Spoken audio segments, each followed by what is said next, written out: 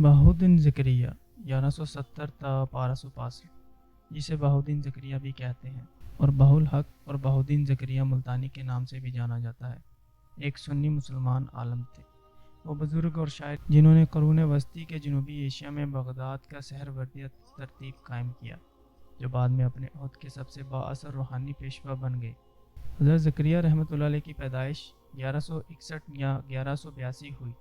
ان کا خاندان ہاشمی نسب سے تھا اور اس طرح ان کی نسل کا پتہ اسد بن ہاشم سے ملا، جو اسلامی پیغمبر محمد صلی اللہ علیہ وآلہ وسلم کے آباء و اجداد میں سے تھے۔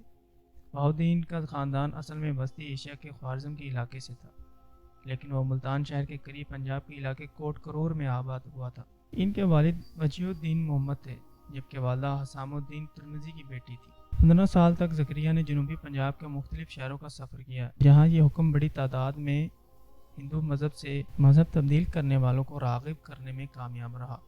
زکریا آخرکار 1222 میں ملتان آباد ہو گئے۔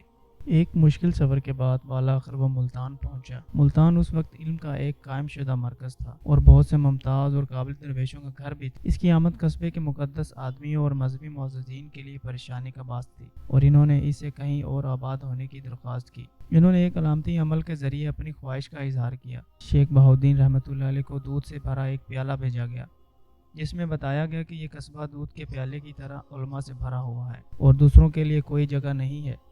شیخ نے ان کے اس عمل کی اہمیت کو سمجھا اور دودھ پر عرق گلاب رکھ کر پیالہ واپس کر دیا۔ اس طرح کے اشارے سے یہ ظاہر ہوتا ہے کہ وہ ملتان کے علماء اور مقدسین میں وہی مقام حاصل کریں گے جو دودھ میں گلاب ہوتا ہے۔ وہ سب اس کی نظر کی گہرائی، ذہانت اور اس کے شائستہ رویے سے بہت حیران ہوئے۔ یہ شیخ بہاؤالدین زکریا کے تنازعات کا خاتمہ نہیں تھا۔ ابتدا میں وہ ملتان کے سردار قادیانی قطب الدین کاشانی کے مدرسے میں نماز کے لیے جاتے تھے، جو تصوف کے خلاف تھے۔ ایک مرتبہ شیخ بہاؤالدین نے مقررہ وقت سے پہلے نماز ختم کی، اور جب اس کی وجہ پوچھی گئی تو انہوں نے جواب دیا، اگر کوئی شخص وجدان نور باطن سے یہ جان لے کہ نمازی نے خطا کی ہے تو اس کے لیے مناسب ہے کہ وہ اس سے پہلے اٹھ جائے۔ نماز کا اختتام قطب الدین کاشانی، جو اس خاص نماز کے امام تھے، حضرت بہاؤالدین کی خود پسندی پر ناراض ہوئے اور کہا، ہر وہ وجدان جو شریعت کے احکام کے مطابق نہ ہو وہ کبیرہ گناہ ہے۔ اس واقعہ کے بعد قاضی قطب الدین نے حضرت بہاؤالدین زکریا کو آئندہ اپنے مدرسے میں ظاہر کرنے سے منع کر دیا۔ ابتدائی طور پر ملتان میں ان کا قیام غیر معمولی تھا۔ اس نے یہ مدت اپنے آپ کو اس عظیم کام کے لیے لیس کرنے میں گزاری جو اس کا انتظار کر رہا تھا۔ تنہائی کی زندگی گزار رہا تھا۔ اس نے اپنے آپ کو نماز، ذکر الہی، مراقبہ اور سنتی مشقوں کے لیے وقف کر دیا۔ بعد ازاں اس نے عقیدہ حق کی تبلیغ اور ترویج شروع کر دی۔ شیخ بہاؤالدین کی ایک عالم کی حیثیت سے شہرت اور شیخ شہاب الدین سہروردی کی شاگردوں میں انہیں جو مخصوص مقام حاصل ہوا، اس نے جلد ہی انہیں ملتان کی ایک اہم شخصیت بنا دیا۔ عراق اور خراسان کے تاجر بڑی تعداد میں اس کی طرف راغب ہوئے۔ شیخ نے ایک وسیع خانقاہ تعمیر کروایا جس میں غلہ تھا، تاہم یہ عام لوگوں کے لیے ملاقات کی جگہ نہیں تھی۔ صرف نامور مذہبی لوگ اور شاید ریاستی معززین اور دولت مند تاجروں کو داخل کیا گیا۔ شیخ نے ان سے حالات کے علمی اور روحانی مسائل پر گفتگو کی اور اپنے اندازے کے مطابق سب نے ان کی صحبت سے فائدہ اٹھایا۔ اس وقت سلطان قطب الدین ایبک راجہ پرتھوی راج چوہان 1192 میں پر شہاب الدین محمد غوری کی فتح کے بعد وائسرائے کے طور پر دہلی پر حکومت کر رہے تھے، جبکہ ناصر الدین قباچہ ملتان میں اس کا گورنر تھا۔ جب سلطان شمس الدین التمش نے سلطان قطب الدین ایبک کی جگہ سنبھالی تو قباچہ نے خود کو دلی سے آزاد صوبہ ملتان کا واحد حکمران قرار دینے کی سازش رچی۔ اس عمل کو ملتان کے اس وقت کے قاضی مولانا شرف الدین اصفہانی اور حضرت بہاؤالدین زکریا نے ناپسند کیا، جو دونوں سلطان شمس الدین التمش سے بہت پیار کرتے تھے، کیونکہ وہ بہت متقی، پرہیزگار اور اہم دل حکمران اور حضرت خواجہ قطب الدین بختیار کاکی کے مرید تھے۔ چنانچہ انہوں نے سلطان شمس الدین التمش کو اس سازش سے آگاہ کیا۔ جب قباچہ کو یہ اطلاع دو خطوط کے ذریعے معلوم ہوئی تو اس نے فوراً قاضی کو پھانسی دی اور شیخ کو اپنے محل میں بلوا لیا۔ خط کے دکھائے جانے پر اور وضاحت طلب کی گئی تو شیخ نے بڑی ڈٹھائی سے جواب دیا کہ میں نے یہ خط حکم الہی کے مطابق لکھا ہے۔ تو یہ سن کر قباچہ کانپنے لگا، اسے جانے کو کہا۔ 1228 میں شمس الدین التمش کے ملتان اور سندھ کے الحاق کے بعد سلطان دلی اور حضرت شیخ بہاؤالدین کے درمیان تعلقات مزید خوشگوار ہو گئے۔ شمس الدین التمش نے شیخ جلال الدین تبریزی پر شیخ الاسلام نجم الدین صغری کی طرف سے لگائے گئے زنا کے الزامات کا فیصلہ کرنے کے لیے منعقدہ محفل کی صدارت کی دعوت دی۔ حضرت شیخ جلال الدین تبریزی کے دہلی پہنچنے کے بعد سلطان شمس الدین التمش نے شہر کے باہر ان کا پرجوش استقبال کیا۔ اس کی عزت و تکریم کی گئی اور شہر میں بہت مقبول ہوئے۔ نجم الدین صغری جو کہ صوفیہ کے ایک مشہور ستانے والے ہیں، ان سے حسد کرنے لگے اور یہ سوچتے ہوئے کہ حضرت شیخ جلال الدین کو جو گہرا احترام اور سماجی حیثیت حاصل تھی، ان کی بڑھتی ہوئی مقبولیت کے ساتھ ایک دن ان کے لیے نقصان دہ ثابت ہوگی۔ نجم الدین صغری نے ایک لونڈی کو اس کے خلاف زنا کا الزام لگانے پر آمادہ کیا اور اس بات پر اتفاق کیا گیا کہ اسے 250 سونے کے سکے پیشگی ملیں گے اور اتنی ہی رقم جب وہ اپنا کام انجام دے دے گی۔ سلطان نے دیکھا کہ ایک مظہر بلایا گیا جس پر قطب الدین بختیار کاکی اور قاضی حمید الدین ناگوری سمیت دلی کے تمام مذہبی حکام موجود تھے۔ سماعت کے موقع پر خادمہ نے حضرت شیخ بہاؤالدین کی طرف سے بہتان کا اعتراف کرنے پر اکسائے جانے کے بعد اس سازش کا انکشاف کیا۔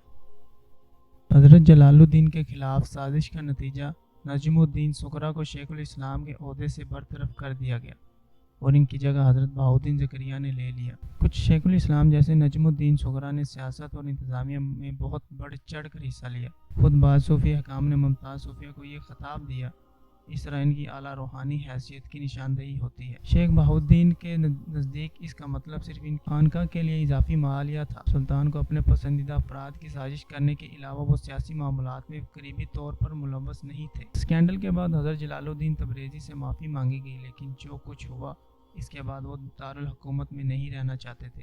اس کے ساتھ کیا ہوا تھا کہ اس کے بارے میں اس نے کہا، جب میں اس شہر میں آیا تو خالص سونا تھا، اب میں نے چاندی کا رخ کیا ہے، میں آگے کیا بنوں گا اگر میں یہاں رہوں گا۔ نتیجتاً حضرت جلال الدین شمس الدین التمش کے ساتھ اسلام کی تبلیغ کے لیے بنگال روانہ ہوئے اور انہیں سلطان کی فوج کے ایک یونٹ کے ساتھ سفر کے لیے لیس کیا۔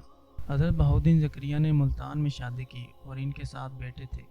حضرت شیخ صدر الدین عارف، شیخ برہان الدین، شیخ ضیاء الدین، شیخ علاء الدین، شیخ شہاب الدین، شیخ قطر الدین اور شیخ شمس الدین۔ وہ ایک بہترین خاندانی آدمی بھی تھا۔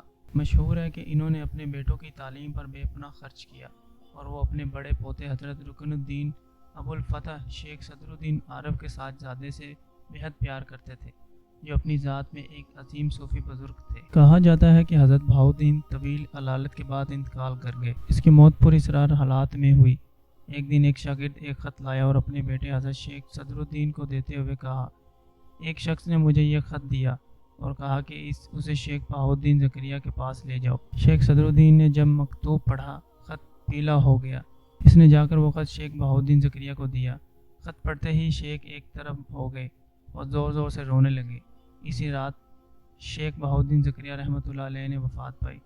یہ جمعرات کی 7ویں صفر 666 ہجری بمطابق 1267 عیسوی کو ایک عظیم اور نامور کیریئر کا خاتمہ ہوا۔ بتایا جاتا ہے کہ یہ مقبرہ شیخ نے اپنی زندگی میں اپنے خرچ پر تعمیر کروایا تھا۔ مقبرہ 2 درجوں پر مشتمل ہے، جس کے نچلے حصے میں روایتی مربع بنیاد ہے، جبکہ اوپر والا ٹونل ہے۔ مواد اور سجاوٹ اینٹوں اور نیلے سیرامکس سے بنے ہیں۔ یہ برصغیر میں نیلے رنگ کے ٹائل ورک کی ابتدائی مثال پیش کرتا ہے۔ 1848 میں ملتان کے محاصرے کے دوران انگریز توپوں کے گولوں سے کپولا اور اوپری حصے کا کچھ حصہ تباہ ہو گیا تھا، لیکن بعد میں بحال کر دیا گیا۔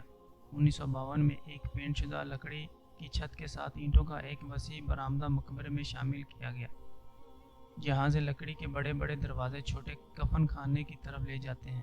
وہیں لکڑی کے ایک جلی ہوئی چھت نیچے ولی اور ان کے بیٹے حضرت صدر الدین کی جسد خاکی کو سپرد خاک کیا گیا ہے۔ مقبرے کے پیچھے ایک مسجد بھی بنائی گئی ہے۔ آپ کے سب سے نمایاں خلفاء یہ تھے: حضرت شیخ صدر الدین عارف، حضرت سید جلال الدین سرخ پوش بخاری، حضرت شیخ حسن افغان، حضرت سید عثمان مروندی المعروف لال شہباز قلندر سندھ، حضرت شیخ فخر الدین ابراہیم عراق اور حضرت سید صدر الدین احمد افضل سید حسین کے نام سے جانا جاتا ہے۔ حسن افغان کو خاص طور پر ایسی صلاحیتوں سے نوازا گیا تھا کہ ناخواندہ ہونے کے باوجود وہ دیگر تحریری نصوص میں سے قرآن کی سطریں بنا سکتا تھا۔ کیونکہ وہ اپنی اندرونی نگاہ بصیرہ کی بدولت قرآن کو دیکھ سکتا تھا۔ ان سے نکلنے والی چمک حضرت بہاؤالدین ان کے بارے میں فرمایا کرتے تھے، اگر کل وہ مجھ سے کہیں کہ میرے گھر والے درگاہ میں سے ایک شخص کو باقی سب کی طرف سے فیصلے کا سامنا کرنے کے لیے پیش کریں تو میں حسن افغان کو منتخب کروں گا۔ حضرت بہاؤالدین زکریا کے رفقا میں سب سے پر اسرار شخصیت ان کے خلیفہ جلال الدین سرخ پوش بخاری تھے۔ کہا جاتا ہے کہ بخارا سے ہندوستان جاتے ہوئے جلال الدین کو منگولوں نے قید کر لیا، جنہوں نے اسے آگ میں پھینک دیا، تاہم ولی شعلے سے بغیر کسی نقصان کے باہر نکل آئے، اور اس معجزے نے چنگیز خان پر ایسا اثر ڈالا کہ اس نے سچا عقیدہ اختیار کر لیا اور اپنی بیٹی کا نکاح حضرت جلال الدین سے کر دیا۔ اگرچہ حضرت بہاؤالدین زکریا اپنے تمام شاگردوں پر بجا طور پر فخر کر سکتے تھے، لیکن وہ اکثر کہا کرتے تھے کہ وہ ان سب کا تبادلہ حضرت بابا فرید گنج شکر کے شاگرد حضرت جمال الدین ہنسوی سے کر دیتے ہیں۔ اس پر حضرت بابا فرید رحمۃ اللہ علیہ اپنے مرید کے نام جمال سے ماخوذ کا استعمال کرتے ہوئے اچھے اثر کے ساتھ جواب دیا کرتے تھے کہ ایسا تبادلہ تب ممکن ہے جب کوئی جائیداد مال کا حوالہ دے رہا ہو، جمال کا نہیں۔